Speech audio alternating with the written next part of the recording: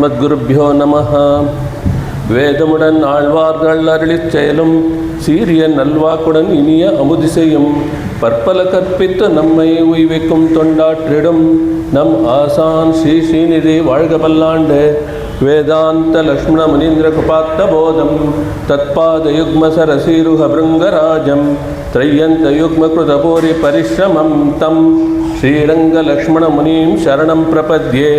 ராமானுஜதயா பாத்திரம் ஞான வைராக்கியபூஷணம் ஸ்ரீமத்வேங்கடநாதார்யம் வந்தே வேதாந்த தேசிகம்.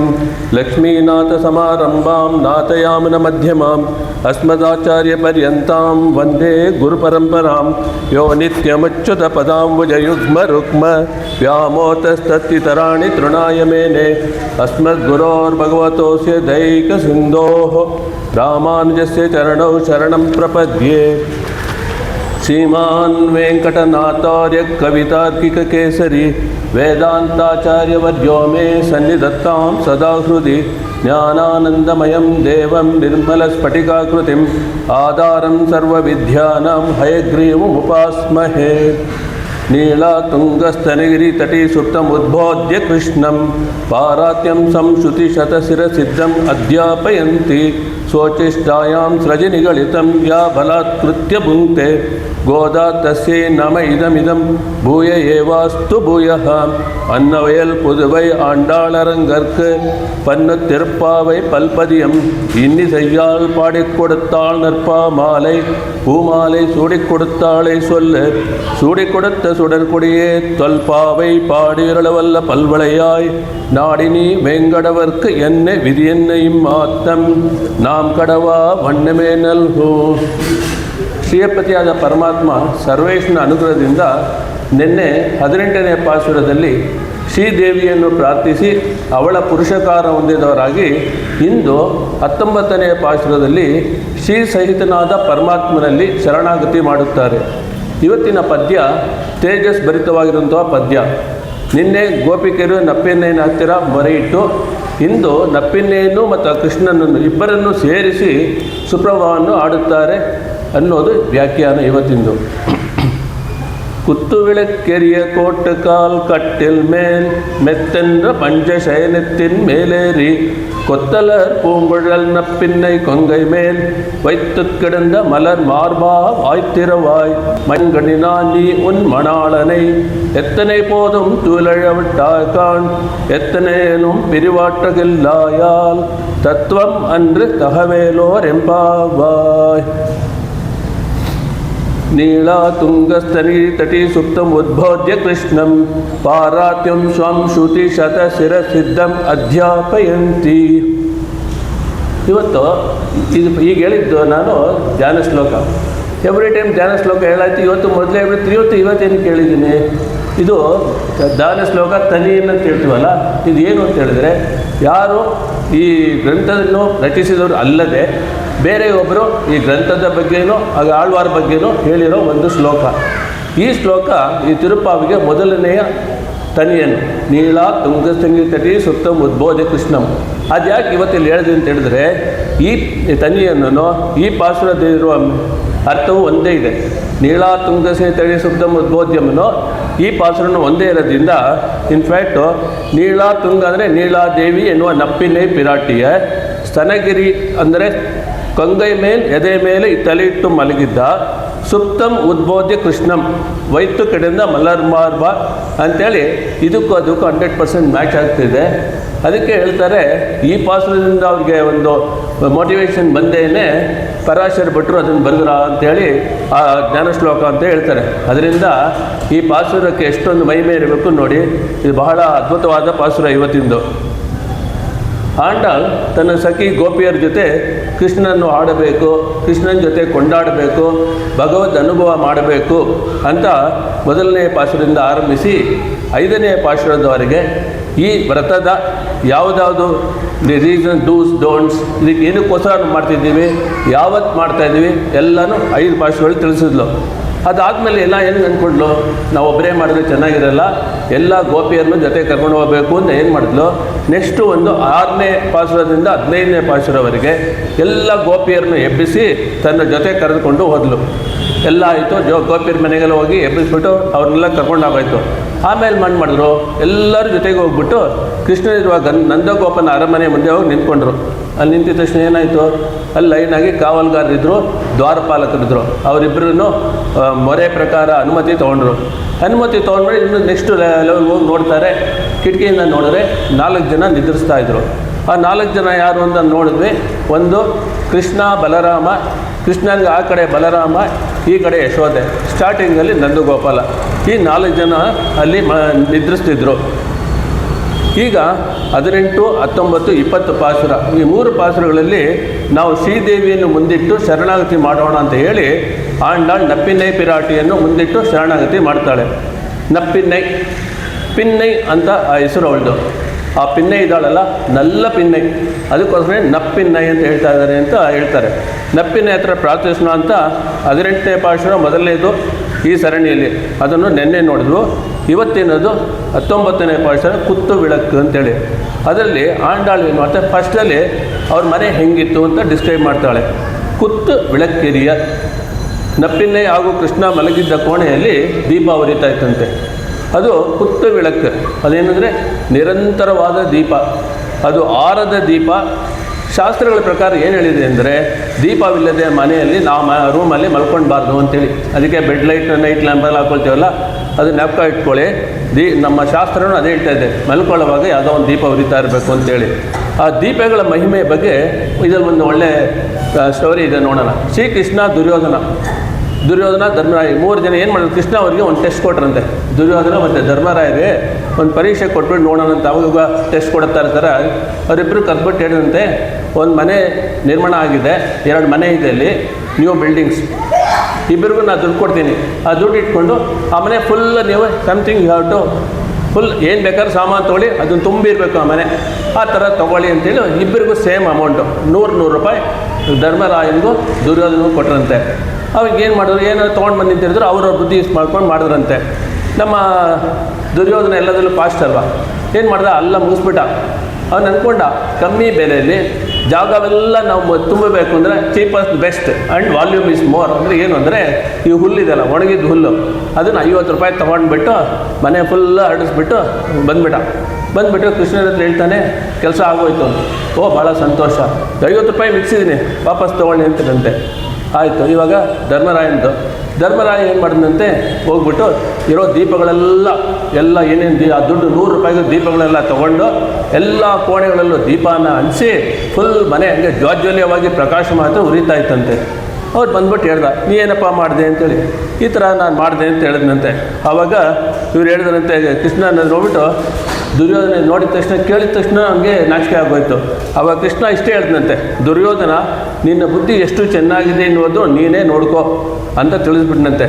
ಆ ದೀಪದ ಬೆಳಕು ಫುಲ್ಲಲ್ಲಿ ಪ್ರಕಾಶಮಾನವಾಗಿದ್ದು, ದಟ್ ಈಸ್ ಸ್ಪಿರಿಟ್ ಆಫ್ ಇವತ್ತಿಂದು ಕುತ್ತು ಬೆಳಕು. ಆ ಬೆಳಕಲ್ಲಿ ಇವಾಗ ಏನು ಕಾಣಿಸ್ತಾ ಇದೆ ಅಂತ ಹೇಳಿದ್ರೆ, ಈ ಇದರೊಳಗೆ ಪಾಶುರದಲ್ಲಿ ಹೇಳ್ತಾಳೆ, ಕೋಟ್ಟು ಕಾಲ್ ಕಟ್ಟಿಲ್ ಮೇಲ್. ಕೋಟ್ಟು ಅಂದರೆ ಆನೆ ದಂತ, ಕೋಟ್ಟು ಕಾಲ್ ಮಂಚ, ಕಟ್ಟಿಲ್ ಅಂದರೆ ಮಂಚ, ಕೋಟ್ಟು ಕಾಲ್ ಮಂಚದ ಕಾಲುಗಳು ಮಾತ್ರ ಇದರಲ್ಲಿ ಮಾಡಿತ್ತಂತೆ ದಂತದಲ್ಲಿ. ಆನೆ ದಂತದಲ್ಲಿ ಮಂಚದ ಕಾಲುಗಳು ಮಾತ್ರ ಮಾಡಿತ್ತು.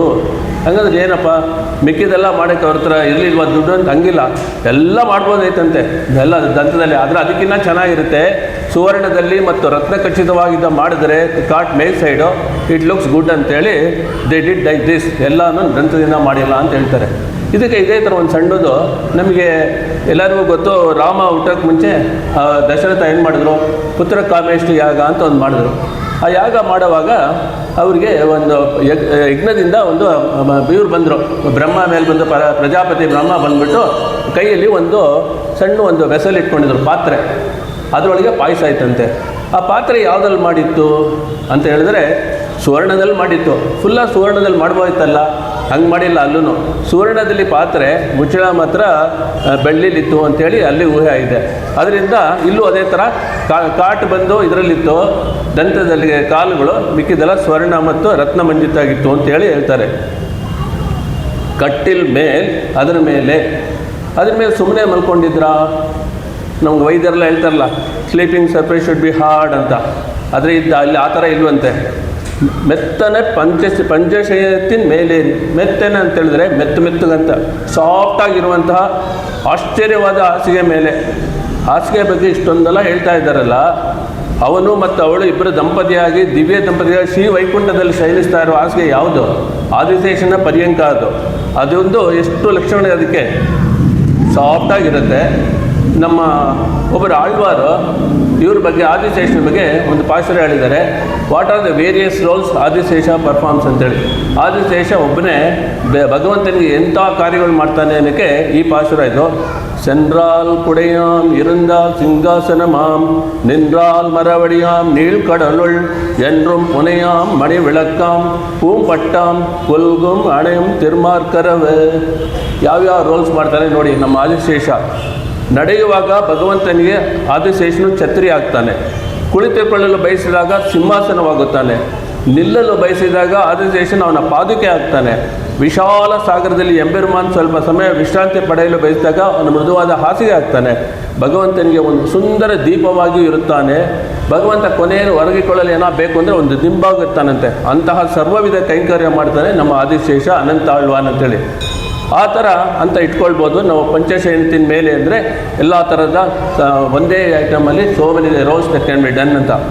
ಓಕೆ, ಆ ಹಾಸಿಗೆ ಇಷ್ಟೆಲ್ಲ ಸುಂದರ ಇತ್ತು ಅಷ್ಟೇ ಅಂತೆ. ಆ ಹಾಸಿಗೆ ಮೇಲೆ ಕೃಷ್ಣ ಯಾವತ್ತ ನೆಮ್ಮದಿಯಾಗಿ ಯೋಗ ನಿದ್ರೆ ಮಾಡಿದ್ನೋ ಅಂತ ಕೇಳಿದ್ರೆ ಅದು ಇಲ್ಲವೇ. ಕೃಷ್ಣ ಮಾತ್ರ ನಿದ್ರೆ ಮಾಡಲೇ ಇಲ್ಲ ಅಂತ ಹೇಳ್ತಾರೆ ಇಲ್ಲಿ. ಅವನ ಮೇಲೆ ಅವನ ಮಾತ್ರನ, ಕೃಷ್ಣ ಮಾತ್ರ ಅಲ್ಲ, ಅವನ ಮೇಲೆ ಪ್ರೀತಿ ಇದ್ದ ಗೋಪಿಯರೆಲ್ಲ ಕೂಡ ನಿದ್ರೆ ಮಾಡ್ತಾ ಇರಲಿಲ್ಲ ಅಂಥೇಳಿ ಇಲ್ಲಿ ಮಹಾಭಾರತದಲ್ಲೂ ಒಂದು ಪ್ರಸಂಗ ಇದೆ. ಒಂದಿನ ಕೃಷ್ಣ ಮಧ್ಯರಾತ್ರಿಯಲ್ಲಿ ಬಹಳ ವಿಳಂಬವಾಗಿ ಬಂದಂತೆ. ಬಂದ ಮೇಲೆ ರಾತ್ರಿ ಬಂದುಬಿಟ್ಟು ಜಸ್ಟ್ ಅವರು ಡಿನ್ನರ್ ತೊಗೊಳ್ತಾ ಇದ್ದಂತೆ. ಅವಾಗ ಕೃಷ್ಣನ ಕಣ್ಣುಗಳು, ಆ ಮುಖ ಏನೋ ಒಂಥರ ಸಪ್ಪೆ ಆಗಿತ್ತಂತೆ. ಅದನ್ನು ನೋಡಿಬಿಟ್ಟು ಕೇಳ್ತಾರಂತೆ, ನಪ್ಪಿನ್ನೈ ಇದ್ಲು ಅಲ್ಲಿ. ಆ ಕಾಲದಲ್ಲಿ ಕೃಷ್ಣನ ಜೊತೆಗೆ ಆಗಿದ್ದಿದ್ದು ನಪ್ಪಿನ್ನೈ. ಅದೇ ನೀಳಾದೇವಿ ಅಂತ ಇದ್ರೆ ಆ ನಪ್ಪಿನೈನ ಜೊತೆಗಿದ್ದಿದ್ದು, ಪುರುಷ ಕಾರಳಾಗಿ ನೆನ್ನೆ ನೋಡಿದ್ವಿ. ಅವಳು ಜೊತೆಗಿದ್ಲಂತೆ. ಅವಳು ಸ್ವಲ್ಪ ಹೊತ್ತಾದ್ಮೇಲೆ ಕೇಳಿದಂತೆ, ಯಾಕೆ ನೀವು ಒಂಥರ ಇದೆ ನಮ್ಮ ಮುಖ ಕಣ್ಣುಗಳೆಲ್ಲ ಇವತ್ತು, ಏನಾಯಿತು ಅಂತ ಕೇಳಿದಂತೆ. ಆಗ ಅವ್ರು ಹೇಳಿದ್ರಂತೆ, ನೋಡಮ್ಮ, ದುರ್ಯೋಧನ ಪಂಚಪಾಂಡವರು ಮತ್ತು ಕುಂತಿ ಇಬ್ಬರನ್ನು ಸೇರಿಸ್ಬಿಟ್ಟು ಎಲ್ಲರನ್ನೂ ಒಂದು ವ್ಯಾಕ್ಸ್ ಮನೆ, ಲಾಕ್ಷಾ ಮನೆ ಅಂತ ಹೇಳ್ತಾರೆ, ಆ ಲಾಕ್ಷಾ ಗೃಹದೊಳಗೆ ಕಳಿಸ್ಬಿಟ್ಟಿದ್ದಾರೆ. ಅದ್ರ ಬಗ್ಗೆನೇ ನನಗೆ ಯೋಚನೆ ಆಗ್ತಾ ಇದೆಯಲ್ಲ ಅಂತ ಹೇಳಿದಂತೆ. ಪರವಾಗಿಲ್ಲ ಬಿಡಿ, ಬೆಳಗ್ಗೆ ನಾವು ನೋಡೋಣ ಅಂತ. ಒಂದು ವಾರದಿಂದ ನೀವು ಸ್ವಲ್ಪ ಕೂಡ ನಿದ್ದೆನೇ ಮಾಡಿಲ್ಲ, ಅದರಿಂದ ಇವಾಗ ಸ್ವಲ್ಪ ನಿದ್ದೆ ಮಾಡಿ ಅಂತ ನಪ್ಪಿನ ಹೇಳ್ತಾಳಂತೆ. ಅಷ್ಟರೊಳಗೆ ಅಲ್ಲಿಂದ ಅಕ್ರೂರರು ಓಡಿ ಬಂದ್ರಂತೆ. ಓಡಿ ಬಂದುಬಿಟ್ಟು ಏನಾಯಿತು ಕೃಷ್ಣ ಕೇಳಿದಾಗ ಈ ಥರ ಆಲ್ರೆಡಿ ಅಲ್ಲಿ ಬೆಂಕಿ ಹಚ್ಬಿಟ್ರು ಅಂತೇಳಿ ಘಟನೆ ಹೇಳಿದಂತೆ. ಆಯಿತು, ಇದು ಹೇಳಿದ ತಕ್ಷಣ ಏನು ಮಾಡ್ತಾರೆ ಕೃಷ್ಣ, ಅಲ್ಲಿ ನಿಂಗೆ ನಿದ್ದೆನ ಏನು ಸೀದಾ ಆ ಜಾಗಕ್ಕೆ ಹೋಗಿ ಅಲ್ಲೆಲ್ಲ ನೋಡ್ಕೊಂಡು ವಾಪಸ್ ಮನೆಗೆ ಬರುವಾಗ 2 ದಿವಸ ಆಗೋಗಿತ್ತು. ಇವಾಗ ನಮ್ಮ ಸೀನ್ ಇಲ್ಲಿ ಬರ್ತಾ ಇದೆ. 2 ದಿವಸ ಕಳೆದೋಯ್ತು. ಇವತ್ತಾದರೂ ಸ್ವಲ್ಪ ಕೃಷ್ಣನ್ಗೆ ಹೇಳ್ತಾರಂತೆ, ಸ್ವಲ್ಪ ಹೊತ್ತು ನೀವು ಮಲ್ಕೊಳ್ಳೋಣ ಅಂತ ನೆನೆಸ್ಕೊಂಡಿರುವಾಗ ಯಾರು ಬಂದರು? ಈ ಆಯಪಾಡಿ ಗೋಪಿಗಳೆಲ್ಲ ಬಂದುಬಿಟ್ಟು ಬ್ರಹ್ಮಮೂತ್ರ ಕಾಲದಲ್ಲಿ ಬಂದುಬಿಟ್ಟದಲ್ಲೇ. ಅಷ್ಟು ಬೇಗನೆ ಬಂದಿದ್ದು ಮಾತ್ರ ಅಲ್ಲ, ನನ್ನ ಮೇಲೆ ಆರೋಪ ಮಾಡ್ತಾ ಇದ್ದಾರೆ ಅಂತ ನಪ್ಪಿನ ಹೇಳ್ತಾಳೆ. ಇದೇನು ನಿನ್ನ ಪತಿಯನ್ನು ನೀನು ನಿದ್ರೆಯಿಂದ ಎಬ್ಬಿಸುವುದಿಲ್ವಾ ಅಂತ ನನ್ನನ್ನು ಕೇಳ್ತಾ ಇದ್ದಾರೆ. ನಪ್ಪಿನ ಹೇಳ್ತಾರೆ, ನಾನು ನಿದ್ರೆನೇ ಮಾಡಿಲ್ಲ, ನಾನು ಎಚ್ಚರವಾಗಿದ್ದೀನಿ, ನನ್ನ ಮೇಲೆ ಇಂಥ ಆರೋಪ ಬೇರೆ ಹಾಕ್ತಾ ಇದ್ರಲ್ಲ ಅಂತೇಳಿ. ಕೃಷ್ಣನನ್ನು ಕಾದುಕೊಂಡು, ಕೃಷ್ಣನನ್ನು ಆಕರ್ಷಿಸಿಕೊಂಡ ಮಹಿಳೆಯರು ತುಂಬ ಜನ ಇದ್ದಾರೆ. ಅದರಲ್ಲಿ ರುಕ್ಮಿಣಿ ಒಬ್ಬಳು, ನಪ್ಪಿನೆಯದು ನಮಗೆಲ್ಲೋ ಗೊತ್ತಿದೆ. ಅದರಲ್ಲಿ ಇನ್ನೊಂದು ಸ್ಮಾಲ್ ಒಂದು ನೋಡೋಣ ವೃತ್ತಾಂತ ಇಲ್ಲಿ. ಅದರೊಳಗೆ ಒಬ್ಬಳು ದಾಸಿ ಇದ್ಲಂತೆ. ಆ ದಾಸಿ ಯಾರು ಅಂದರೆ ವರ್ಷಾಂತರದಿಂದ ಕೃಷ್ಣ ಬರಬೇಕು ಅಂತ ಅವ್ನು ಬರೋದನ್ನೇ ಕಾಯ್ತಾ ಇದ್ಲಂತೆ. ಅವಳು ಹೆಂಗಾದ್ರೂ ಕೃಷ್ಣನ ಅವ್ರ ಮನೆಗೆ ಕರಿಬೇಕು ಅಂತ ಇದ್ಲಂತೆ. ಆ ದಾಸಿ ಯಾರು ಅಂದರೆ ಅವಳ ಹೆಸರು ಕುಬ್ಜೆ ಅಂತ. ಕುಬ್ಜೆ. ಆ ಕುಬ್ಜೆ ಯಾರು? ಅವಳಿಗೆ ಶ್ರೀಕೃಷ್ಣ ಎಂಥ ಅನುಗ್ರಹ ಮಾಡ್ದ ಅದನ್ನು ಈಗ ಸಂಕ್ಷಿಪ್ತವಾಗಿ ನೋಡೋಣ. ಕೃಷ್ಣ ಮತ್ತು ಬಲರಾಮನ ಏನು ಮಾಡಿದ್ದಾರೆ, ನಮ್ಮ ಕಂಸ ಸ್ಟ್ರಾಟಜಿ ಮೇಲೆ ಸ್ಟ್ರಾಟಜಿ ಹಾಕಿ ಅವ್ರನ್ನೆಲ್ಲ ಕರೆಸ್ಬಿಟ್ಟು ಅಲ್ಲಿ ಮದ ಯಾನೆ ಅವ್ರನ್ನೆಲ್ಲ ಇಟ್ಬಿಟ್ಟು ಹಿಂಗಾರು ವಧೆ ಮಾಡಿಸ್ಬೇಕು ಅಂತ ಕರೆದಿದ್ದ. ಕರೆಯುವಾಗ ಕೃಷ್ಣ ಬಲರಾಮ ಹಿಂಗೆ ಹೊರಡ್ತಾ ಇರುವಾಗ ಮಥುರೆ ಎಂಟ್ರ್ ಮಾಡಿದ್ರು. ಮಥುರೆ ಎಂಟ್ರಿ ಮಾಡಿದ ತಕ್ಷಣ ಅವಳು ಒಬ್ಬರು ಲೇಡಿ ನೋಡಿದ್ರು, ಅವಳೇ ಕುಬ್ಜೆ. ಕುಬ್ಜೆ ಅವಳು ಏನು ಮಾಡ್ತಾಯಿದ್ಲು, ಅವಳು ರೆಗ್ಯುಲರಾಗಿ ಕಂಸ ಆಸ್ಥಾನಕ್ಕೆ ಸುಗಂಧ ಲೇಪನವನ್ನು ತೊಗೊಂಡೋಗಿ ಕೊಡ್ತಾಯಿದ್ಲು. ಅವಳಿಗೆ ತ್ರಿವಕ್ರೆ ಅಂತ ಅವಳ ಹೆಸರು, ನಿಜವಾದ ಹೆಸರು ಕುಬ್ಜೆ ಅನ್ನೋದು ನಿಕ್ ನೇಮು. ಆ ತ್ರಿವಕ್ರೆ ಅಂದರೆ ಅಲ್ಲೇ ನಿಮ್ಗೆ ಗೊತ್ತಾಯ್ತೆ, 3 ಕಡೆ ಅವಳಿಗೆ ಬೆಂಡ್ ಇದೆ ಅಂತೇಳಿ. ಅವಳಿಗೆ 3 ಕಡೆ ದೇಹ ಬಗ್ಗಿತ್ತಂತೆ. ಅವಳು ದೇಹ ಬಗ್ಗೆ 3 ಕಡೆ ಇದ್ದರು, ನೋಡೋಕ್ಕೆ ಅಷ್ಟು ಚೆನ್ನಾಗಿ ಇಲ್ಲದೆ ಇದ್ರು ಕೂಡ ಭಗವಂತನ ಮೇಲೆ ಅಪಾರ ಭಕ್ತಿ ಹೊಂದಿದ್ಲು ಆ ಕುಬ್ಜೆ. ಕೃಷ್ಣನು ಅವಳನ್ನು ಪ್ರೀತಿಯಿಂದ ಬಂದಾಗ ಅವಳು ಎದುರಿಗೆ ಸಿಕ್ಕಿದ್ಲು, ಇನ್ನೂ ಹೋಗಿಲ್ಲ ಇದಕ್ಕೆ ಕಂಸನ ದರ್ಬಾರ್ ಹತ್ರ ಹೋಗಿಲ್ಲ, ಮಧ್ಯೆ ಸಿಕ್ಕಿದ್ಲಂತೆ. ಸಿಕ್ಕಿದ ಮೇಲೆ ಎಲ್ಲ ಹೇಳಿದ್ದಾಳೆ, ಎಷ್ಟೋ ವರ್ಷಗಳು ನಿಮ್ಗೆ ಕಾಯ್ತಾ ಇದ್ದೀನಿ, ಈ ಥರ ನನ್ನ ಕೈಲಿದೆ ನೋಡಿ, ಇದು ಗಂಧ ನಿಮಗೆ ಸ್ವಲ್ಪ ಗಂಧ ಲೇಪಿಸ್ಲಾ ಅಂತ ಕೇಳಿದಂತೆ. ಆಯ್ತಮ್ಮ ಮಾಡಮ್ಮ, ಅದಕ್ಕೇನು ತೊಂದರೆ ಇಲ್ಲ ಅಂತ ಅವಳೇನು ಇಬ್ಬರಿಗೂ ಕೃಷ್ಣನಿಗೂ ಬಲರಾಮನಿಗೂ ದೇಹಕ್ಕೆ ಫುಲ್ಲಾಗಿ ಸುಗಂಧವನ್ನು ಲೇಪನ್ನು ಹಚ್ಚಿದ್ಲಂತೆ. ಅವಳ ನಿಸ್ವಾರ್ಥ ಇದು ಸೇವೆಗೆ ನೋಡಿಬಿಟ್ಟು ಕೃಷ್ಣ ಭಾಳ ಮೆಚ್ಕೊಂಡ್ಬಿಟ್ಟು ಅವಳಿಗೆ ಹಿಂಗಾರು ಇವಳಿಗೆ ಸ್ವಲ್ಪ ಹೆಲ್ಪ್ ಮಾಡಬೇಕಲ್ಲ, ಇವಳ ಗೂನನ್ನು ತೆಗಿಬೇಕು ಅಂತೇಳಿ ಏನು ಮಾಡಿದಂತೆ ಕೃಷ್ಣ, ಅವಳ ಕಾಲನ್ನು ಅವಳ ಕಾಲ ಮೇಲೆ ಇಟ್ಕೊಂಡು ಒಂದ್ಸರಿ ಹಿಂಗೆ ಮಾಡಿದಂತೆ. ಮಾಡಿದ ತಕ್ಷಣ 2 ಹಿಂಗೆ ಸಹಿತಾ ಇದ್ದೆ, ಆಮೇಲೆ ಗಲ್ಲ ಇಟ್ಕೊಂಡು ಹಿಂಗೆ ಮಾಡಿದಂತೆ. ಫುಲ್ 3 ಸ್ಟ್ರೈಟ್ ಆಗಿಬಿಟ್ಟು, ಫಸ್ಟ್ ಪಾಯಿಂಟು ಫುಲ್ಲಾಗಿ ಅವಳು ನಾರ್ಮಲ್ ಆಗಿಬಿಟ್ಟು ಬಹಳ ಸುಂದರ ರೂಪದಲ್ಲಿ ಅವ್ರಿಗೆ ಕೊಟ್ಬಿಟ್ಟ. ಅವಳಿಗೆ ಭಾಳ ಸಂತೋಷ ಆಗೋಯ್ತು. ಅವ್ರು ಹೇಳಿದ ಜಮರಮ್ಮ, ನೀನು ಅಷ್ಟು ದಿನ ಕಾಯ್ತಾ ಇದ್ದೀನಿ ಕೃಷ್ಣನ ಬಲರಾಮ, ನಮ್ಮ ಮನೆಗೆ ನೀವು ಖಂಡಿತ ಬರಬೇಕು, ಇದೇ ಒಳ್ಳೆ ಚಾನ್ಸ್ ಸಿಕ್ಕಿದೆ ಅಂತ ಹೇಳಿದಂತೆ. ಕೃಷ್ಣ ಹೇಳಿದಂತೆ, ನೋಡಮ್ಮ, I am on a way, somebody has called me, timing ಎಲ್ಲ ಇಂಪಾರ್ಟೆಂಟು, ನಾನು ಅಲ್ಲಿ ಹೋಗ್ತಾ ಇದ್ದೀನಿ, ಖಂಡಿತ ಇನ್ನೊಂದು ದಿವಸ ನಿಮ್ಮ ಮನೆಗೆ ಬಂದೇ ಬರ್ತೀನಿ ಅಂತ ಆಶ್ವಾಸನೆ ಕೊಟ್ಬಿಟ್ಟು ಕೃಷ್ಣ ಅಲ್ಲಿ ಹೋಗ್ಬಿಟ್ಟು ಆಮೇಲೆ ಅಲ್ಲಿ ಏನೇನಾಯಿತು ಅದು ಈಗ ಬೇಕಾ. ಆಮೇಲೆ ಕುಬ್ಜೆ ಏನು ಮಾಡಿದ್ಲು, ವೆಯ್ಟ್ ಮಾಡಿದ್ಲು ದಶಕಗಳು ವೆಯ್ಟ್ ಮಾಡಿದ್ಲಂತೆ, ಬರಲಿಲ್ವ ಅಂತೇಳಿ. ಮನೆಯಲ್ಲೆಲ್ಲ ಭಕ್ಷ್ಯ ಎಲ್ಲ ಮಾಡ್ಕೊಂಡು ವೆಯ್ಟ್ ಮಾಡ್ತಾಯಿಲ್ಲ, ಕೃಷ್ಣ ಬರಲಿಲ್ಲ. ಆದರೆ ನಮ್ಮ ದೇವ್ರು ಹೆಂಗಿದ್ರೆ ಯಾವತ್ತು ವಾಕ್ ಕೊಟ್ಟರು ತಪ್ಪಲ್ಲ. ದಶರಥನ ನೋಡಿದ್ವಿ, ಅದೇ ಥರ ಎಷ್ಟೋ ಇದೆ ನಮ್ಮ ಪುರಾಣದಲ್ಲಿ. ಇವಳು ಏನು ಮಾಡ್ತಾರೆ, ಸರಿ ಕೊಟ್ಟಿದ್ರಲ್ಲ ಹೋಗ್ಬೇಕು ಅಂತ ಈ ಡಿಸೈಡೆಡ್ ಟು ಗೋ ಒಂಟೆ. ಅವ್ರು ಹೋಗಿದ್ದ ದಿವಸ ಯಾವತ್ತು ಅಂದರೆ ಅವತ್ತು ಹೋಗಿದ್ದ ದಿವಸ ಅವಳಿಗೆ ಮೋಕ್ಷ ಕೊಟ್ಟನಂತೆ. ಆವತ್ತು ದಿವಸ ಅಲ್ಲಿ ಹೋಗಿದ್ದು ಅವಳಿಗೆ ಮೋಕ್ಷ ಸಿಕ್ತು. ಅದರಿಂದ ಈ ಕಥೆಯಲ್ಲಿ ಏನು ಗೊತ್ತಾಯ್ತು ನಮಗೆ ಅಂದರೆ, ಭಗವಂತ ಕೇವಲ ಭಕ್ತಿಯನ್ನು ನೋಡ್ತಾನೆ ಹೊರತು ದೈಹಿಕ ಸೌಂದರ್ಯ ಅಲ್ಲ ಅಂತೇಳಿ. ಆಮೇಲೆ ಕೃಷ್ಣನ ಮೇಲೆ ಅಷ್ಟು ಜನ ಪ್ರೇಮ ಇರೋದ್ರಿಂದ ಅವ್ನು ಯಾರು ಏನು ಹೇಳಿದ್ರು he will keep up his promise ಅಂತ ಗೊತ್ತಾಯ್ತು ನಮಗೆ. ಅದರಿಂದ ಈ ಒಂದು ಕತೆ ಅಲ್ಲಿ ನಮಗೆ ಈ ಜಾಗದಲ್ಲಿ ಕೃಷ್ಣ ಎಲ್ಲರಲ್ಲೂ ಪ್ರೇಮ ಇಟ್ಟಿದ್ದ ಅಂತ ಹೇಳೋದಕ್ಕೆ ಆಯಿತು. ಮೆತ್ತನ್ರ ಪಂಚಶೈನತಿನ ಮೇಲೇರಿ, ಮೆತ್ತನೆ ಪಂಚಗೆಲ್ಲ ಚೆನ್ನಾಗಿದೆ, ಅದನ್ನು ಎಂಜಾಯ್ ಮಾಡ್ತಾ ಇರಲಿಲ್ಲ ಅಂತ ಹೇಳೋಕ್ಕೋಸ್ಕರ ಕೊತ್ತಲ ಪೂಂಕುಳಲ್ ಅಂದರೆ ಏನು ಅಂದರೆ ಸುಂದರ ಕೇಶವುಳ್ಳ ಅಂತ. ಕೇಶದಲ್ಲಿ ಹೂವು ಮುಡಿದುಕೊಂಡಿದ್ದಾಳಂತೆ, ಗೊಂಚಲಾಗಿರುವಂತಹ ಪುಷ್ಪವನ್ನು ಮುಡಿದಿದ್ದಾಳೆ, ಕೊತ್ತಲ ಪೂಂಗುಳಲ್ ಅಂತ. ನಪ್ಪಿನ್ನೈ ಕೊಂಗೈ ಮೇಲ್ ವೈತ್ತು ಕಡಂದ ಮಲರ್ ಮಾರ್ಬ, ನಪ್ಪಿನೈ ಪಿರಾಟಿಯ ಮಾರ್ಬಂಗಳೇ ತನ್ನ ಹಾಸಿಯಾಗಿ ಇಟ್ಟುಕೊಂಡು ಅದರ ಮೇಲೆ ತನ್ನ ತಲೆಯನ್ನು ಇಟ್ಟುಕೊಂಡಿದ್ದಾನೆ ಅಲ್ವಾ ಶ್ರೀಕೃಷ್ಣ. ನೀನು ಯಾರು? ಮಲರ್ ಮಾರ್ಬ ಅಗಲಗಿಲ್ಲೇ ನಿರೆಯುಂ ಎಂದು ಅಲರ್ಮೇಲ್ ಮಂಗೈ ಒರೆ ಮಾರ್ಬ, ಅಲರ್ಮೇಲ್ ಮಂಗೈ ಒರೆ ಮಾರ್ಬ. ಅವನು ಭಗವಂತನ ವಕ್ಷಸ್ಥಳದಲ್ಲಿ ಯಾರಿದ್ದಾರೆ? ಸಾಕ್ಷಾತ್ ಶ್ರೀ ಮಹಾಲಕ್ಷ್ಮಿ. ಅಷ್ಟು ಶ್ರೇಷ್ಠನಾದ ಪರಮಾತ್ಮನೇನೆ ನೀನು ಈಗ ನಪ್ಪಿನ ಮೇಲೆ ಶಯನಿಸಿದ್ಯಲ್ಲ. ನಪ್ಪಿನ್ನೈ ಕೊಂಗೈ ಮೇಲ್ ವೈತ್ತು ಕೊಡಿನ ಮಲರ್ಬ ವಾಯ್ತಿರವಾಯ್ ಮೈತ್ತ ಡಂಗಣಿನಾಯ್. ಕೃಷ್ಣನನ್ನು ಎಬ್ಬಿಸಿ ನೋಡ್ತಾಳೆ ಆಂಡಾಳು. ಕೃಷ್ಣ ಸ್ವಲ್ಪ ಕೂಡ ಅಲಗಾಡ್ತಾ ಇಲ್ಲ. ಆದ್ದರಿಂದ ನೆಕ್ಸ್ಟು ನಪ್ಪಿನ ಎದುರು ಬರ್ತಾಳೆ ಆಂಡಾಳು. ಮೈತ್ತಟ್ಟಂಗಣಿನಾಯ್, ಸುಂದರ ಕಣ್ಣು ಕಪ್ಪನ್ನು ಧರಿಸಿ ನೀಳವಾದ ಕಣ್ಗಳು ಕೂಡಿರೋ ನಪ್ಪಿನೇ ದೇವಿಯನ್ನು ನೀ ಉನ್ ಮಣಾಳನೈ, ಅವನ ಹತ್ತಿರ ಮೊರೆ ಇಟ್ಲಂತೆ. ಅವನು ಉತ್ತರಿಸ್ತಾ ಇಲ್ಲ. ನಮ್ಮ ಇವನು ಕೃಷ್ಣ, ನಿನ್ನ ಮುಖ ಆದರೂ ನಾವು ಕೃಷ್ಣನ ಹೋಗಿ ನೋಡೋಣ ಅಂತಿದ್ದೀವಿ, ದಯವಿಟ್ಟು ನೀ ಉನ್ ಮಣಾಳನೈ, ಯಾರನ್ನು ನೀನು ವಿವಾಹ ಮಾಡಿಕೊಂಡಿದ್ದೀಯೋ ನಿನ್ನ ಪತಿಯಾದ ಕೃಷ್ಣನನ್ನು ಉನ್ ಮಣಾಳನೈ ಎತ್ತನೇ ಪೋವದು ತೂಲೈ ಒಟ್ಟಾಯ್ ಕಾಣ್. ಅವನು ಎಚ್ಚರಗೊಳ್ಳದೇ ಇರುವ ಕಾರಣ ನೀನೇ ಇರಬೇಕು. ಎಲ್ಲ ಅನುಭವ ನೀನೇ ಗಳಿಸ್ಬೇಕು ಅಂತಿದೆಯಾ ಅಲ್ವಾ. ಎತ್ತನೇ ಏನು ಪಿರಿವಾಟಗಿಲ್ಲ ಯಾಲ್, ನಿನಗೆ ಅವನನ್ನು ಬಿಟ್ಟೋರಕ್ಕೆ ಆಗಲ್ವೋ ಏನೋ. ಕರೆಕ್ಟು, ಸತ್ಯವಾಗಿರ್ಬೋದು. ಅವನ ಮೇಲೆ ನಿನಗೆ ಅಷ್ಟೊಂದು ಭಕ್ತಿ ಇದೆ, ಅವನ ಮೇಲೆ ಅಷ್ಟು ಪ್ರೇಮ ಇದೆ, ಅವನ ಮೇಲೆ ಅಷ್ಟು ಶೃಂಗಾರ ರಸ ಎಲ್ಲ ಇರ್ಬೋದು ನಿನಗೆ. ಅವನ ವಿರೋಧದಿಂದ ನೀನು ಇರೋಕ್ಕೆ ಆಗೋದಿಲ್ಲ, ಅದು ಒಪ್ಕೊಂಡ್ವಿ. ಆದರೆ ನಮ್ಮ ಪರಿಸ್ಥಿತಿ ಸ್ವಲ್ಪ ನೀನು ಚಿಂತಿಸಿ ನೋಡು. ಎಷ್ಟು ಹೊತ್ತಿಂದ ನೀನು ಅವನನ್ನು ಅನುಭವಿಸ್ತಾ ಇದ್ದೆ. ನಾವು ಇದುವರೆಗೂ ಅವನ ಮುಖವನ್ನು ಕೂಡ ನೋಡಿಲ್ವಲ್ಲ. ಹೀಗೆ ನಾವು ದುಃಖಿಸ್ತಾ ಇರ್ಬೋದಾ? ಅವನು ಎಲ್ಲರಿಗೂ ಸ್ವಾಮಿ ತಾನೆ. ಅಷ್ಟು ಜೀವಾತ್ಮವನ್ನು ಅವನಿಟ್ಟುಕೊಂಡಿರುವವನು ಅವನೇ ಅಲ್ವಾ. ಎತ್ತನೇ ಏನು ಪಿರಿವಾಟಗಿಲ್ಲ ಯಾಲ್ ತತ್ವಂ ಅಂದರೆ ನೀನು ಪುರುಷಕಾರ ಭೂತೆಯಾಗಿದ್ದು ಅವನ ಜೊತೆ ಸೇರಿದ್ದು ದಿವ್ಯ ದಂಪತಿಗಳಾಗಿದ್ದು ಈ ಜೀವಾತ್ಮಕ್ಕೆ ಉಪಯವೂ ಇದ್ದೀರಾ. ಆಶ್ರಯ ಸಮಯದಲ್ಲೋ ಭೋಗಯ ಸಮಯದಲ್ಲೋ ಮಿಥುನವೇ ನಮಗೆ ಉದ್ದೇಶ. ನಾವು ಯಾರನ್ನು ಹೋಗಿ ಸೇರ್ತೇವೆ? ಪರಮಾತ್ಮನ ಇಲ್ಲ, ಶ್ರೀಯಪತಿಯಾದ ನಾರಾಯಣ ಅಂದರೆ ಶ್ರೀ ಸಂಬಂಧದ ಜೊತೆ ಇದ್ದಾರೆ. ಈ ಜೀವಾತ್ಮ ಯಾರ ಹತ್ರ ಶರಣಾಗತ ಮಾಡ್ತಾರೆ? ದಿವ್ಯ ದಂಪತಿಗಳ ಹತ್ರ ಶರಣಾಗತಿ ಮಾಡೋದ್ರಿಂದ ಪರಬ್ರಹ್ಮನ್ ಅಂತ ಹೇಳ್ತೀವಲ್ಲ. ಪರಬ್ರಹ್ಮಂ ಅಂದರೆ ಸಿಂಗುಲರ್ ಆಯಿತು, ಏಕವಚನ. ಆದರೆ ಇಲ್ಲಿ ದಿವ್ಯ ದಂಪತಿಗೆ ಹೇಳ್ತಾ ಇದ್ದಾರಲ್ಲ, ಇದು ಎರಡು ಏನು ಕಾಂಟ್ರಡಿಕ್ಷನ್ ಆಗ್ತಾ ಇದೆ ಅದಕ್ಕೆ ಹೇಳ್ತಾರೆ ಪತಿ ಪತ್ನಿ ಅಂತ ಹೇಳ್ತಾ ಇದ್ದೀವಲ್ಲ, ನೀವು ಪತಿ ಪತ್ನಿ ಅಂತ ಬೇರೆ ಬೇರೆಯಾಗಿ ನೋಡ್ತಾ ಇದ್ದೀರಾ, ಅದೇ ಇಲ್ಲಿ ತಪ್ಪು. ನಿಜವಾಗಿಯೂ ಅದು ಒಂದೇ ತತ್ವ. ಶ್ರೀಯಪತಿಯಾದ ನಾರಾಯಣ ಬ್ರಹ್ಮಚಾರಿ ನಾರಾಯಣ ಅಲ್ಲ, ಅವನು ದಿವ್ಯ ದಂಪತಿ, ತಾಯಿ ತಂದೆಯಾಗಿ. ಅದಕ್ಕೆ ಸೀತಮ್ಮ ಮಾಯಮ್ಮ ಶ್ರೀರಾಮುಡು ಮಾಕು ತಂದೆ ಅಂತೇಳಿ ತ್ಯಾಗರಾಜರೇ ಹಾಡಿದ್ದಾರೆ. ಆ ಇಬ್ಬರನ್ನು ಸೇರಿಸಿಕೊಂಡು ಅವನನ್ನು ಇಬ್ಬರನ್ನು ಕರೀತಾ ಇದ್ದೀವಿ. ನೀನೇ ನಮಗೆ ದಾರಿ ತೋರಿಸ್ಬೇಕು, ನೀನು ಮಾಡುತ್ತಿರೋದು ನ್ಯಾಯವೇ ಅಂತ ಹೇಳಿ ಇಲ್ಲಿ ಕೇಳ್ತಾ ಇದ್ದಾರೆ ಆಂಡಾಳ್ ಅವರೆಲ್ಲ. ನಪ್ಪಿನೇನೆ ತತ್ವಂ ಅಂದರೆ ತಗವೇಲೋ ಎಂಪಾವಾಯ್, ಅಮ್ಮ ನೀನು ನಮಗೆ ದಾರಿ ತೋರಿಸು, ನಾವು ನಿನ್ನ ಮೂಲಕ ನಿಮ್ಮಿಬ್ಬರನ್ನು ಸೇರುವ ಥರ ನೀನು ದಯಮಾಡಿ ದಾರಿ ತೋರೆಂದು ಪ್ರಾರ್ಥಿಸುವುದೇ ಈ ಪಾಸುರ. ಈಗ ಈ ಪಾಸುರದಿಂದ what are the lessons for our practice, ಅನುಷ್ಠಾನಕ್ಕೆ ಏನಿದೆ ಅಂತ ಈಗ ನೋಡೋಣ.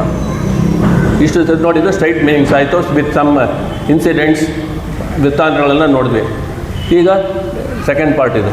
ಪರಮಾತ್ಮ ಸರ್ವೇಶ್ವರ ನಮಗೊಂದು ಮನುಷ್ಯ ಜನ್ಮವನ್ನು ಕೊಟ್ಟು ನಮ್ಮ ವರ್ಣಾಶ್ರಮ ಧರ್ಮದ ಪ್ರಕಾರ ನಮ್ಮನ್ನೆಲ್ಲ ಕ್ರಿಯಾರೂಪವಾಗಿ ಮಾಡಿ ನಮ್ಮ ಕರ್ಮಕ್ಕೆ ಮೀಸಲಾದಂಥ ಕೆಲಸಗಳು ಏನಿದೆಯೋ ಅದರಲ್ಲಿ ತೊಡಗಿಸಿದ್ದಾನೆ. ಪ್ರತಿಯೊಬ್ಬರೂ ಪ್ರತಿ ಕ್ಷಣವೂ ಕ್ರಿಯಾಶೀಲರಾಗುತ್ತಾರೆ ಅನ್ನೋದನ್ನು ಭಗವದ್ಗೀತೆ ಇತ್ಯಾದಿ ಗ್ರಂಥಗಳು ನಮಗೆ ಹೇಳುತ್ತೆ. ಪ್ರತಿಯೊಂದು ಕೆಲಸವನ್ನು ಮಾಡುವಾಗ 4 ಭಾವನೆಯಲ್ಲಿ ಮಾಡಬೇಕು. ತುಂಬ ಇಂಪಾರ್ಟೆಂಟ್ ಇದು. 4 ಭಾವನೆಯಲ್ಲಿ ಯಾವ ಕೆಲಸ ಮಾಡಿದ್ರು ನಾವು ನೋಡಬೇಕು.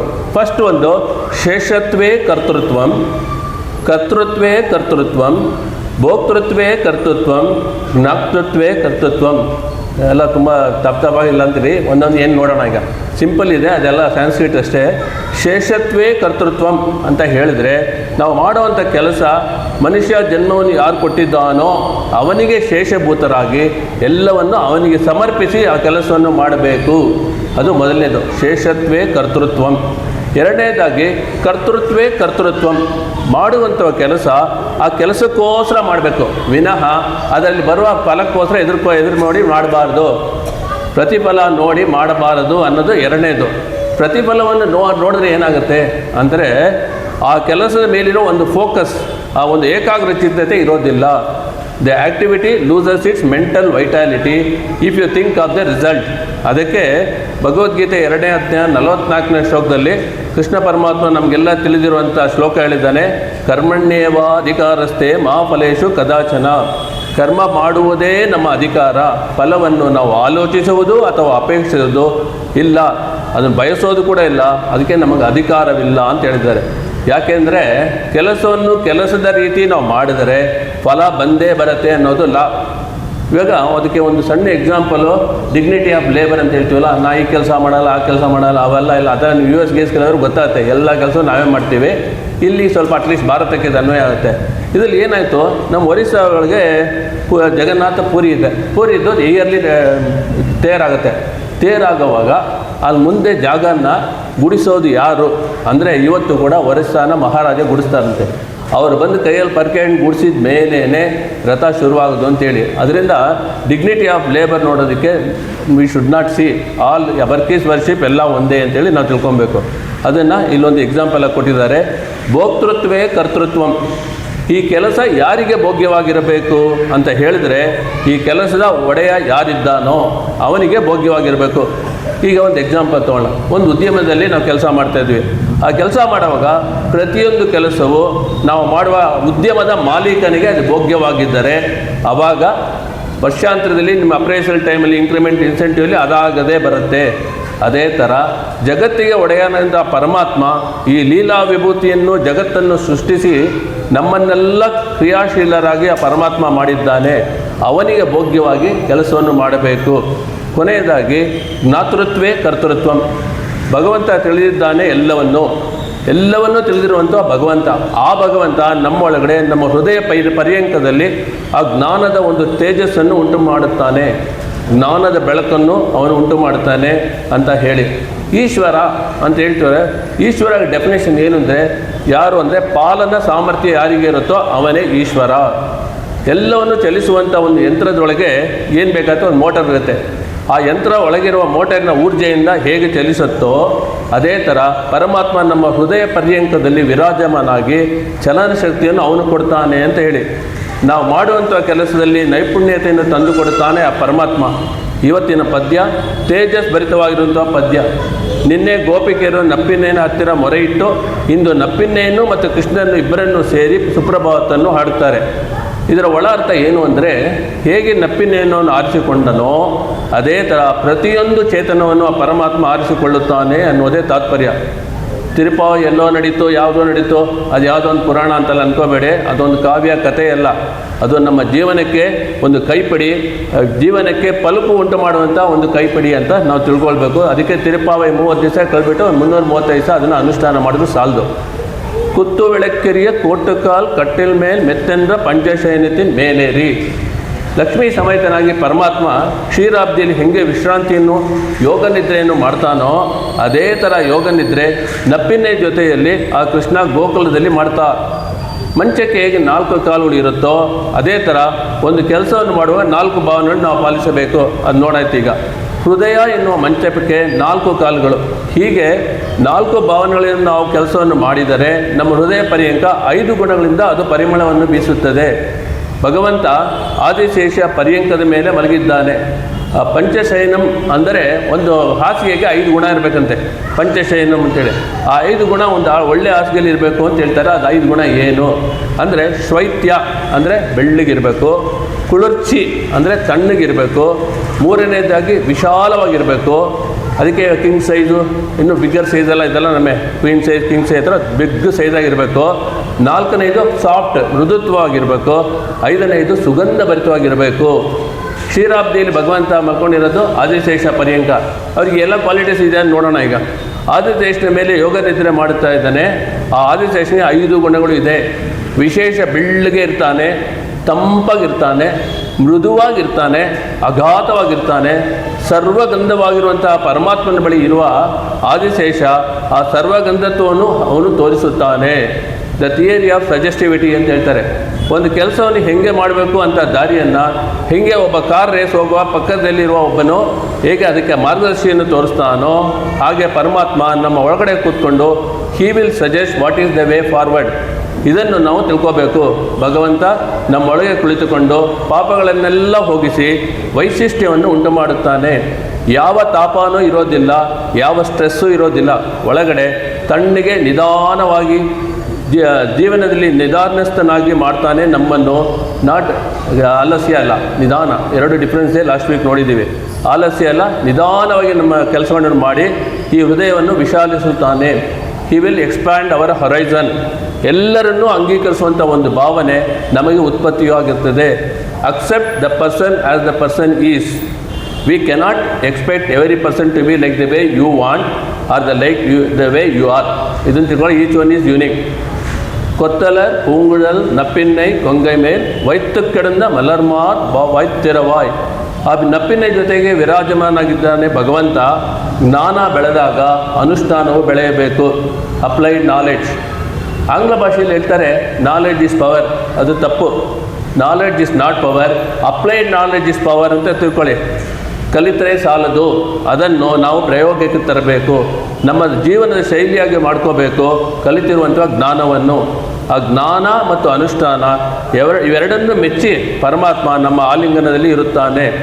ಸೃಷ್ಟಿಸಲ್ಪಟ್ಟಿರುವಂಥ ಒಂದು ಮನುಷ್ಯ ಬೆಳೆದರೆ ಭಗವಂತನಿಗೆ ಮುಖೋಲ್ಲಾಸ ಉಂಟಾಗುತ್ತದೆ. ಮಲರ್ ಮಾರ್ಬ ಅಂದರೆ ಅವನ ಹೃದಯ ಸಂತೋಷ ಪಡುತ್ತೆ ಅಂತೆ. ಭಗವಂತನಿಗೆ ಯಾವಾಗ ಸಂತೋಷ ಉಂಟಾಗುತ್ತೆ ಅಂತ ಹೇಳಿದ್ರೆ, ಅವನ ಸೃಷ್ಟಿಯಲ್ಲಿರುವ ಜೀವರಾಶಿಗಳೆಲ್ಲ ಸಂತೋಷ ಆಗಿದ್ದರೆ ಭಗವಂತನಿಗೂ ಸಂತೋಷ ಆಗುತ್ತೆ. Equality way of mind. ಅದಕ್ಕೆ ಭಗವದ್ಗೀತೆ ಸ್ಥಿತಪ್ರಜ್ಞತೆ ಅಂತ ಹೇಳಿದ್ದಾರೆ. ಸ್ಥಿತಪ್ರಜ್ಞತೆಯನ್ನು ವರಿಸಿಕೊಂಡು ಹಿಗ್ಗದೆ ಕುಗ್ಗದೆ ಸುಖ ದುಃಖಗಳಲ್ಲಿ ಸ್ಥಿತಪ್ರಜ್ಞತೆಯನ್ನು ತಗೊಂಡು ಬಂದರೆ ಪರಮಾತ್ಮ ಸಂತೋಷ ಪಡ್ತಾನೆ ಅಂತ ಹೇಳ್ತಾರೆ. ಮಲರ್ ಮಾರ್ಬ ವಾಯ್ತಿರವಾಯ್. ಪಲುಕೋ ಹೇ ಪರಮಾತ್ಮ, ನೀನು ಪಲುಕಿದರೆ ನಮ್ಮ ಒಂದೊಂದು ಕ್ಷಣವು ಬಂಗಾರವಾಗುತ್ತದೆ. ಮೊದಲನೇ ಪಕ್ವತೆ ಭಗವಂತ ಕೊಡುವುದು ಫಸ್ಟ್ ಡಿಸ್ಕ್ರಿಮಿನೇಷನ್, ವಿವೇಕ. ಡಿಸ್ಕ್ರಿಮಿನೇಷನ್ ಕೆಪಾಸಿಟಿ ಅಂದರೆ ತುಂಬ ಮುಖ್ಯವಾಗಿದೆ. ಯಾವ ತಪ್ಪು ಯಾವ ಸರಿ ಅಂತ ತಿಳ್ಕೊಳ್ಳೋದು ಒಂದು ಡಿಸೈಡಿಂಗ್ ಪವರ್, ಅದು ಡಿಸ್ಕ್ರಿಮಿನೇಷನ್. ಎರಡನೆಯದು ಕ್ವಾಲಿಟಿ ನಿರ್ವೇದ. ಇಷ್ಟು ದಿನ ನಾನು ಏನನ್ನೂ ತಿಳಿದುಕೊಳ್ಳಲಿಲ್ವಲ್ಲ ಅಂತ ಒಂದು ಮನಸ್ಸು, ಇನ್ಮೇಲಾದರೂ ನಾನು ಎಲ್ಲೋ ತಿಳಿದುಕೊಳ್ಳುವ ಪ್ರಯತ್ನ ಮಾಡ್ತೇನೆ ಅನ್ನೋ ಒಂದು ಮನಸ್ಸು. ಮೂರನೇದು ವಿರಕ್ತಿ. ಈ ಭೂಮಂಡಲದಲ್ಲಿರುವ ಅಲ್ಪ ಸುಖದ ಮೇಲೆ ವಿರಕ್ತಿಯನ್ನು ತೋರಿಸಿ ಜ್ಞಾನವನ್ನು ಭಗವತ್ ವಿಷಯದ ಕಡೆ, ನಮ್ಮ ಉದ್ಧಾರದ ವಿಷಯದ ಕಡೆ ನಾವು ಬೆಳೆಸಿಕೊಳ್ಳಬೇಕು. ನಾಲ್ಕನೇದು ಭೀತಿ. ಭೀತಿ ಅಂದರೆ ಸಣ್ಣ ಭಯ ಅಂತಲೇ ಬಂದ್ಬಿಡುತ್ತೆ. ಯಾವುದ್ರ ಮೇಲೆ ನಮ್ಗೆ ಭಯ ಆಗಬೇಕು? ಎಲ್ಲದ್ರ ಮೇಲೂ ಆಗ್ಬೋದು ಎಕ್ಸೆಪ್ಟ್ ಗಾಡ್ ಅಂತ ತಿಳ್ಕೊಳ್ಳಿ. ಭಗವಂತನನ್ನು ಬಿಟ್ಟು ಬೇರೆ ಯಾವುದ್ರ ಬೇಕಾದ್ರೆ ಭಯ ಇರ್ಬೋದು. ಆದರೆ ನಮ್ಮ ಆಂಗ್ಲ ದೇಶ ಬೇರೆಯವ್ರು ಏನು ಹೇಳ್ತಾರೆ? I fear God. ಅದನ್ನೇ what normally people say, I fear God. ಯಾರು ನಮ್ಮನ್ನು ಅತಿಯಾಗಿ ಪ್ರೀತಿಸುತ್ತಾನೋ ಅವನ ಮೇಲೆ ಭಯ ಇರಬೇಕಾಗಿಲ್ಲ, ಪ್ರೇಮ ಉಂಟಾಗಬೇಕು. ಸ್ವಾಮಿ ವಿವೇಕಾನಂದ ಏನು ಮಾಡಿದಾರಂತೆ, ಚಿಕಾಗೋಗೆ ಹೋಗಿದ್ದಾಗ ಹೇಳ್ತಾರೆ, the entire universe falls in love but we in India rise in love of God ಅಂತ ಬ್ಯೂಟಿಫುಲ್ ಆಗಿ ಹೇಳಿದ್ದಾರೆ. ಭಗವಂತನನ್ನು ಪ್ರೇಮಿಸಿದರೆ ಜೀವನದಲ್ಲಿ ನಾವು ಮೇಲೆ ಏಳುತ್ತೇವೆ. ಭಗವಂತನನ್ನು ಬಿಟ್ಟು ಬೇರೆ ಎಲ್ಲ ಇದೆಯಲ್ಲ ಅವು ನಮಗೆ ಹಾನಿ ಮಾಡುತ್ತೆ. ಅದರ ಮೇಲೆ ನಮಗೆ ಭಯ ಉಂಟಾಗಬೇಕು. ಅದಕ್ಕೆ ಜಿತಂತ ಸ್ತೋತ್ರ ಅಂತ ನಮ್ಮಲ್ಲಿ ಅದರಲ್ಲಿ ಹೇಳಿದ್ದಾರೆ, ಸಂಸಾರ ಸಾಗರಂ ಘೋರಂ ಅನಂತ ಕ್ಲೇಶ ಭಾಜನಂ ತ್ವಾಮೇವ ಶರಣಂ ಪ್ರಾಪ್ಯ ನಿಸ್ತರಂತಿ ಮನಸ್ವಿನಃ ಅಂತ ಭಗವಂತ ಅಭಯವನ್ನು ಕೊಡುತ್ತಾನೆ. ಐದನೇದಾಗಿ ಪ್ರಸಾದ ಹೇತು. What is the cost to receive the blessings of the God? ಪ್ರಸಾದ ಹೇತು. ಉತ್ಕ್ರಮಣ. ಮೊದಲನೇ 5 ಆದಮೇಲೆ ಕೊನೆ ಕಾಲದಲ್ಲಿ ಏನು ಮಾಡ್ತಾರೆ ಅಂದರೆ ಪರಮಾತ್ಮ ನಮ್ಮ ಬೆನ್ನಿನ ಮೂಳೆಯನ್ನು ಕಡೆದು ಇಡ ಮತ್ತು ಪಿಂಗಳ ಅಂತ 2 ನಾಡಿಗಳಿರುತ್ತೆ ಹಿಂದೆ. ಆ ಭಗವಂತ ಅದನ್ನು ಕಡಿದು ಚೇತನವನ್ನು ಕೈಯಲ್ಲಿ ಹಿಡಿದುಕೊಂಡು ಸುಷುಮ್ನಾ ನಾಡಿಯಿಂದ ಹೊರಗಡೆ ತಂದು ಈ ಚೇತನವನ್ನು ಅರ್ಚರಾಜ ಮಾರ್ಗದಲ್ಲಿ ಕರೆದುಕೊಂಡು ಹೋಗ್ತಾನೆ. ವೈಕುಂಠವನ್ನು ಸೇರಲು 9 ಮೆಟ್ಲುಗಳಿದೆ. ಈಗ ನಾವು 5 ನೋಡಿದ್ದೀವಿ. ನೆಕ್ಸ್ಟ್ ವೀಕಲ್ಲಿ 5 ಮಿಕ್ಕಿದ್ದು ನೋಡೋಣ. ಈ ಥರ ಮಲರ್ ಮಾರ್ಬ ವಾಯ್ತಿರವಾಯ್ ವಿವೇಕವನ್ನು ಕೊಟ್ಟು ಹೃದಯ ಪರ್ಯಂಕವನ್ನು ಬೆಳಗಿಸಿ ಸ್ವಯಂ ಪ್ರಕಾಶವಾಗಿರುವಂತಹ ಹೇ ಮೂರ್ತಿಯೇ ಈ ಥರ ಹೇಳಿ ಮೈತ ಡಂಗಣಿನ ನೀ ಉನ್ ಮಣಾಳನೈ. ಮೈ ಅಂತ ಹೇಳಿದ್ರೆ ಕಣ್ಣು ಕಪ್ಪು, ತಡಂಕಣ್ ಅಂದರೆ ವಿಶಾಲವಾದ ಕಣ್ಣುಗಳಿರೋದು ಭಗವಂತನನ್ನು ದರ್ಶನ ಮಾಡೋಕ್ಕೆ. ಭಗವಂತ ವಿಶಾಲವಾಗಿರೋ ಜ್ಞಾನವನ್ನು ನಮಗೆ ಕೊಡುತ್ತಾನೆ. ಮೈತರ್ ಡಂಗಣ್ ಅಂತ ಹೇಳಿದರೆ ಭಕ್ತಿ ಸಿದ್ಧಾಂಚನವನ್ನು ನಮ್ಮ ಕಣ್ಣಲ್ಲಿ ಧರಿಸಿಕೊಂಡು ಒಳ್ಳೆಯದನ್ನೇ ನಾವು ನೋಡಬೇಕು. ನೀ ಎತ್ತನೆ ಪೋದಂ ತೂಲೆ ಒಟ್ಟಾಯ್ಕಾನ್. ಭಗವಂತ ಒಬ್ಬರಿಗೆ ಮಾತ್ರ ಸ್ವತ್ತಲ್ಲ, ಅವನು ಎಲ್ಲರಿಗೂ ಸ್ವತ್ತು ಅನ್ನೋ ತಾತ್ಪರ್ಯವನ್ನು ನಾವು ತಿಳಿದುಕೊಳ್ಳಬೇಕು. ಎತ್ತನೆಯೇಲುಂ ಪಿರುವಾಟ್ರಗಿಲ್ಲಾಯಾಲ್ ತತ್ವಂ ಅನ್ರು ತಹವೇಲ್ ಓರ್ ಎಂಪಾವಾಯ್. ಲಕ್ಷ್ಮಿಗೆ ಮೊರೆ ಇಡುವಂಥ ಪ್ರಸಂಗದಲ್ಲಿ ಹೇಳ್ತಾರೆ, ಇದು ನಿನ್ನ ಸ್ವರೂಪವೂ ಅಲ್ಲ, ನಿನ್ನ ಸ್ವಭಾವವೂ ಅಲ್ಲ. ಹೇ ಲಕ್ಷ್ಮಿಯೇ, ಭಗವಂತನು ನಮ್ಮ ಬಳಿ ಬರೋ ಥರ ನೀನು ಅನುಗ್ರಹಿಸಬೇಕಲ್ಲವೇ ಅಂತ ಹೇಳ್ತಾರೆ. ಇದಕ್ಕೆ ಇಂಗ್ಲೀಷಲ್ಲಿ ಹೇಳ್ತಾರೆ, god is the function, goddess is the power behind that function ಅಂತ. ಎಷ್ಟು ಬ್ಯೂಟಿಫುಲ್ ಆಗಿ ನೋಡಿ, god is the function, goddess is the power behind function ಅಂತ ಯಾರು ಹೇಳಿದ್ದು? ಗಾಡ್ಸ್ ಆ್ಯಂಡ್ ಗಾಡಸ್ಸಸ್ ಅಂತ ಒಂದು ಬುಕ್ ಇದೆ, ಅದರಲ್ಲಿ ಬರೆದಿದ್ದಾರೆ ಇದು. ಅದಕ್ಕೆ ನಾವು ಲಕ್ಷ್ಮಿಯನ್ನಾಗಲಿ ಪಾರ್ವತಿಯನ್ನಾಗಲಿ ಶಕ್ತಿ ಅಂತ ಕರಿತೇವೆ. ಆ ಒಂದು ಕೆಲಸವೇ ಭಗವಂತ ಆಗಿರುತ್ತಾನೆ. ಕೆಲಸದಿಂದ ಇರುವ ಶಕ್ತಿ ಆ ದೇವಿ ಆಗಿರ್ತಾಳೆ. ಹೇಗೆ ಶಕ್ತಿ ಹಾಗೂ ಕೆಲಸ ಎರಡೂ ಅಪೃಥಕ್ ಸಿದ್ಧಿ ಆಗಿರುತ್ತದೋ, ಹೇಗೆ ಒಂದಕ್ಕೊಂದು ಯಾವಾಗಲೂ ಸೇರಿಕೊಂಡೇ ಇರುತ್ತೋ, ನೋ ಬಡಿ ಕ್ಯಾನ್ ಕಟ್ ದ ರಿಲೇಷನ್ಶಿಪ್ ಅಂತ ಹೇಳ್ತಾರೆ. ನಮ್ಮ ಜೀವಾತ್ಮಗೂ ಪರಮಾತ್ಮ ರಿಲೇಷನ್ಶಿಪ್ ನೋ ಬಡಿ can cut in this world. ಆ ಥರ ಇಲ್ಲಿ ಹೇಳಿ ಒಂದಕ್ಕೊಂದು ಯಾವಾಗಲೂ ಸೇರಿಕೊಂಡೇ ಇರುತ್ತೆ. ಅದೇ ಥರ ದಿವ್ಯ ದಂಪತಿಗಳು ಯಾವಾಗಲೂ ಜೊತೆಗೆ ಇರ್ತಾರೆ. ಅದೇ ಥರ ಲಕ್ಷ್ಮೀನಾರಾಯಣರು ಯಾವಾಗಲೂ ಜೊತೆ ಇರ್ತಾರೆ. ಪಾರ್ವತಿ ಪರಮೇಶ್ವರು ಯಾವಾಗಲೂ ಜೊತೆಯಲ್ಲೇ ನಮಗೆ ಸೇವೆ ಕೊಡ್ತಾರೆ ಅನ್ನೋದನ್ನು ನಾವು ತಿಳ್ಕೋಬೇಕು. ಜೊತೆಯಲ್ಲಿ ನಮ್ಮನ್ನೆಲ್ಲ ಉದ್ಧಾರ ಮಾಡೋಕ್ಕೆ ಅನುಗ್ರಹ ಮಾಡ್ತಾ ಇರ್ತಾರೆ ಅಂತ ತಾತ್ಪರ್ಯ ನಾವು ತಿಳ್ಕೋಬೇಕು. ಅಂತಹ ಸ್ವಭಾವ ಸ್ವರೂಪ ಇರುವಂಥ ಲಕ್ಷ್ಮಿ ಸದಾ ಸರ್ವಕಾಲ ಆ ತಾಯಿ ಅನುಗ್ರಹ ಮಾಡಬೇಕು. ನಮ್ಮ ಒಳಗಡೆ 5 ಗುಣಗಳನ್ನು ಕೊಟ್ಟು ಭಗವಂತನನ್ನು ನಮ್ಮ ಬಳಿ ಕರೆದುಕೊಂಡು ಬಂದು ನಮ್ಮ ಹೃದಯ ಪರ್ಯಂಕದಲ್ಲಿ ಅವನು ಹೇಗೆ ಲಕ್ಷ್ಮೀ ಸಮೇತನಾಗಿದ್ದಾನೋ ಅದೇ ಥರ ಈ ಚೇತನವನ್ನು ಆಲಿಂಗನ ಮಾಡಿಕೊಂಡು ಅವನು ನಮ್ಮ ಒಳಗಡೆ ಪ್ರತಿಯೊಂದು ಹೆಜ್ಜೆಯಲ್ಲೂ ನಮಗೆ ಜ್ಞಾನವನ್ನು ಕೊಟ್ಟು ಅದನ್ನು ಪಲುಕಿಸಿ ನಮ್ಮ ಒಂದೊಂದು ಪಲುಕನ್ನು ಬಂಗಾರ ಮಾಡಬೇಕೆಂದು ಹೇಳುವ ತಾತ್ಪರ್ಯ ಇವತ್ತಿನ ಪದ್ಯ ಹೇಳುತ್ತೆ. ನಾಳಿನ ಪಾಶುರ 20, 30, 30 ಅಮರರ್ಕು ಮುನ್ಸೆನ್ರು ಅಂತೇಳಿ ಅದನ್ನು ನಾಳೆ ನೋಡೋಣ. ಶತಮಕಮಣಿ ನೀಲ ಚಾರು ಕಲ್ಲಾರ ಹಸ್ತ ತನಬರ ನಮಿತಾಂಗಿ ಸಾಂದ್ರ ವಾತ್ಸಲ್ಯ ಸಿಂಧು ಅಲಕವಿನಿತಾಭಿ ಸೃಕ್ತರ ಕೃಷ್ಣನಾಥ ವಿಲಸತುರ್ದಿ ಗೋದ ವಿಷ್ಣು ಚಿತ್ತಾತ್ಮಜಾನಃ ಆಂಡಾಳ್ ತಿರುವಡಿಗಳೇ ಶರಣಂ ಸರ್ವಂ ಶ್ರೀ ಕೃಷ್ಣಾರ್ಪಣಮಸ್ತು.